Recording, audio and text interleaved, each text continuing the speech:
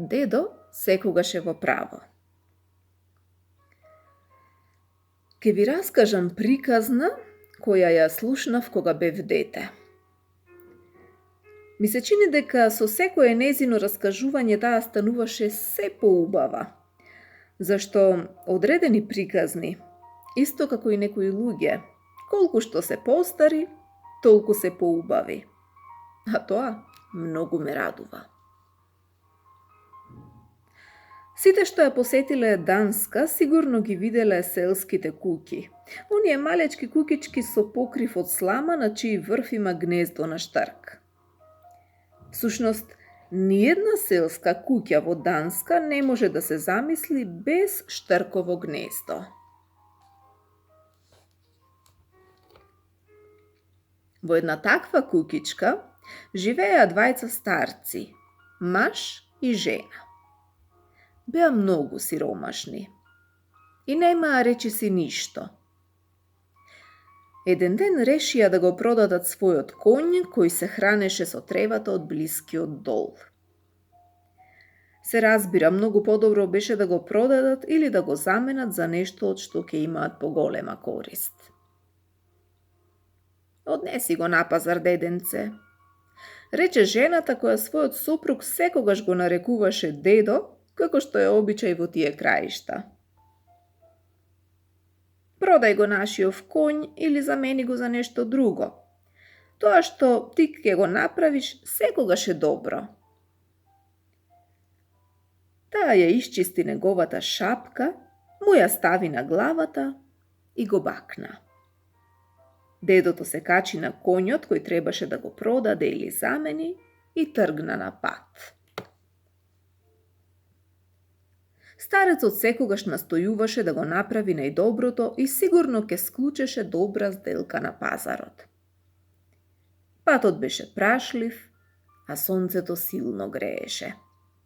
Никаде немаше сенка, а на главниот пат имаше премногу луѓе кои одеа на пазар.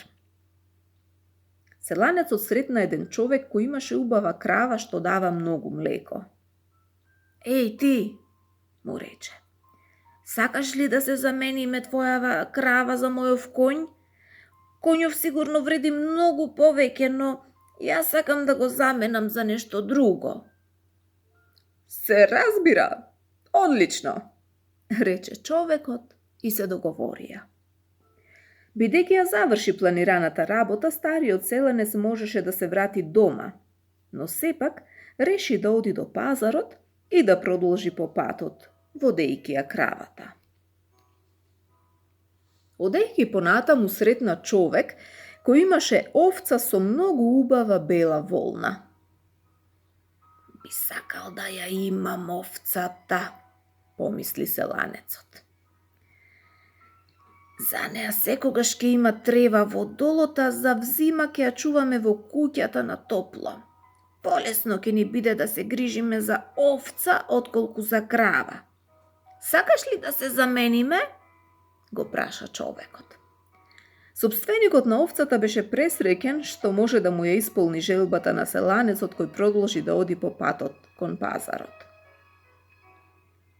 Одеднаш здогледа човек кој доаѓаше од блиската патека. Тој водеше дебела гуска, врзана со конец околу вратот, за да не ја загуби во турканицата. Колку бели пердуви! Ке биде многу убаво во нашата бара. А жена ми многу пати ми велеше: кога би имале гуска? Сега може и на вистина да ја добие. Ке сакаш ли да ми ја дадеш твојата гуска за овцава? Да, веднаш се согласи човекот презадоволен од размената. Селанецот ја зеде гуската и влезе во градот. Улиците беа преполни со луѓе, а во оградените места беа сместени животните донесени за напазар. Кон дедото се приближуваше детенце кое во рацете држеше кокошка. Кокошката намигнуваше со окото, кракајки: кокодак! Што сакала кокошката да каже со тоа, не знам, но селанецот си помисли: Ова е најубавата кокошка која воопшто сум ја видел. Многу би сакал да ја имам. За неа не ке треба многу да се грижиме, затоа што кокошките сами си наоѓаат храна. Мислам дека ќе направам убава сделка ако успеам да ја заменам за гуската. Набрзо ги разменија животните.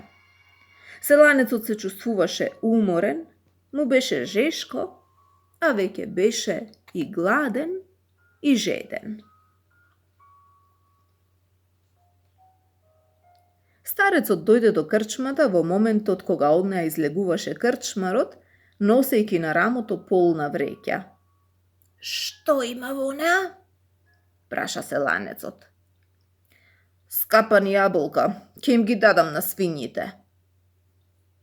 Каков куп! Би сакал жена ми да може да ги види, зашто лани на нашата јаболкница имаше само едно јаболко. Таа сакаше да ја зачува овошката велејки. Иако е едно, секогаш е добра и малата добивка. Но ако ја види оваа вреќа, ќе свати што значи роти добивка. Би сакал да ја земам. А што ќе ми дадеш ти? Кокошкава, рече селанецот. Потоа ја зеде вреќата со јаболка и ја стави во аголот на крчмата, веднаш до печката во која гореше оган и се ширеше топлина. Во крчмата имаше многу луѓе.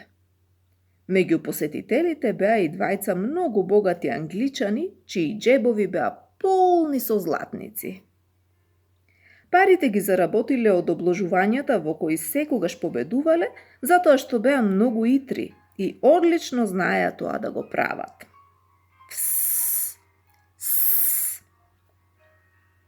Овој шум доаѓаше од вреќата со јаболка. Што е ова? Што се случува? Прашуваа луѓето. Селанецот почна да им ја раскажува својата приказна за тоа како го заменил коњот за кравата, кравата со овцата, овцата со гуската, гуската со кокошката и на крајот како ја заменил кокошката за вреќата со скапани јаболка. Англичаните задоволно се насмеаа. Тешко од тебе, само Господ знае што се ќе ти каже жена ти кога ќе се вратиш дома. Не, жена ми ќе ме бакне и ќе ми рече, дедо секогаш е во право. Да се обложиме, предложи англичаните. Да се обложиме во кесе со златници. И јас можам да ја вложам само вреќава со јаболка. Се согласувате? Одлично, рекоа англичаните приваќајќи го облогот. Потоа сите заедно се упатија кон неговата кукичка, каде остана старата селанка. Добро вечер, драга. Добро вечер, старецу мој. Го заменив нашиот коњ за нешто друго. Добро си направил, рече жената и го прегрна дедото, не обрнувајќи им внимание на тугинците и на вреќата со јаболка.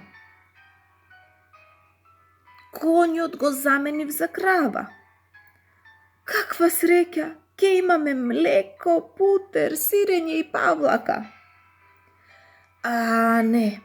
Знаеш, кравата ја заменив за овца. Уште подобро. Ке имаме млеко и сирење, но ке можам за нас да исплетам и блузи од волната. Многу си мудар. Но јас ја заменив овцата за гуска. Гуска? Што убаво си се сетил.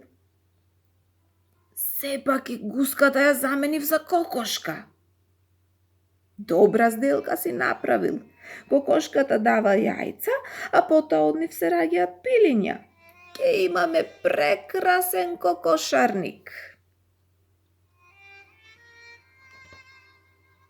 А кокошката ја заменив за вреќа со скапани јаболка. Дојди ваму да те гушнам, старецу мој, рече жената. Сега ќе ти кажам нешто. Кога ти отиде на пазар, јас решив да подготвам ручек. Но имав само јајца.